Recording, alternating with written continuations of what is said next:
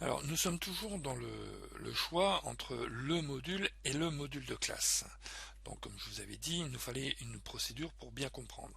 Alors ici, en fait, j'ai écrit ma procédure dans un module de classe.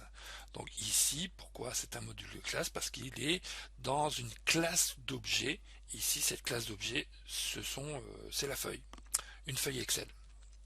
On le voit tout de suite, hein, je vous avais dit ici, vous aviez une liste roulante. Dans un module de classe, on a des modules, des procédures préétablies. Donc par rapport lié à la feuille. C'est-à-dire que la feuille ici, par exemple, je suis sur la feuille 2, si j'arrive sur la feuille 1, on pourrait créer un événement. Donc événement, qui dit événement, dit une procédure. Alors, on va regarder ici, worksheet. Donc par défaut, vous voyez, il vous met directement sur une procédure préétablie. Donc là, en fait, dès qu'on va changer de sélection, il va se passer quelque chose. Alors, on pourrait s'amuser à mettre... voilà. Alors moi, ce que je fais souvent, je mets un stop. Voilà, un stop, tout simplement. Donc ça me permet de voir comment la procédure est lancée. Donc je suis sur feuille 2, feuille 1. Donc il ne se passe rien. Donc si je suis sur la feuille 1 et que je change de sélection, hop, j'entre dans la procédure et je lis les instructions. Donc ici bien sûr c'est un stop, donc rien ne se produit, F5, je sors. Donc ça, cette méthode vous permet d'identifier ici la procédure adéquate. Donc sur activation, sur changement, sur activation, désactivation, et ainsi, après mise à jour. Voilà. Donc ici, ce sont des procédures préétablies qui peuvent être utilisées, mais après, ce que vous ajoutez sera vos propres procédures avec, je dirais toujours, les instructions que vous y mettrez. Donc voilà, ça c'est propre à un module de classe, hein. Il a déjà des procédures préétablies. Bon, bien sûr, ça, je peux l'enlever sans problème, ça s'efface. Alors, maintenant que nous sommes dans un module de classe, oui, de classe, on va voir quelle est l'implication. Donc, je vais effacer ici le résultat de la feuille 1 et je vais sur la feuille 2. Voilà, je suis sur la feuille 2. Je reviens dans ma procédure et j'exécute ma procédure. Donc là, je vais exécuter en direct. Hein, donc je vous rappelle, barre de débogage, F5 ou clic sur la flèche verte. Voilà. Je mets mon nom, mon prénom. OK. On ne voit rien. Mais ici, regardez, j'ai bien la réponse. Donc, cela veut dire que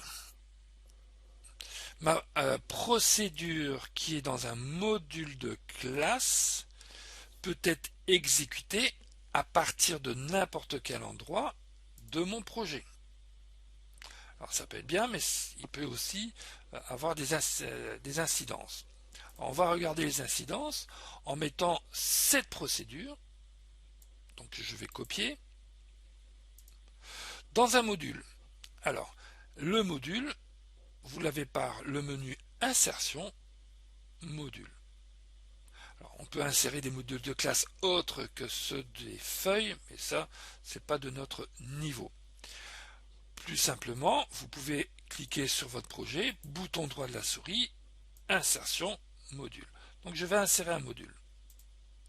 Alors, on voit tout de suite, vous voyez, vous avez un dossier module. Donc ici, on peut réduire et on est sur le module. Donc ici, je peux bien sûr coller ma procédure. Attention, je dois lui donner un autre nom. Donc procédure 2, par exemple, ma procédure 2. OK. Donc ici, je vais aller sur la feuille 3. Voilà. Et je vais lancer ma procédure. F5. OK. Donc je mets de Pierre. Là. En majuscule. OK. Et voilà. Ici, le résultat de l'exécution des instructions que j'ai mis dans ma procédure s'applique sur la feuille active. Je peux me mettre sur la feuille 2. Voilà. F5. Voilà. OK. Donc voilà la grande différence entre un module qui peut exécuter son instruction ou ses instructions n'importe où dans le classeur et l'affiche dans la feuille active, à la différence du module de classe qui lui aussi peut être exécuté à partir de n'importe où dans le classeur, mais fera le traitement dans la feuille active. Alors, je vais vous montrer dans la vidéo suivante les problèmes que cela peut engendrer.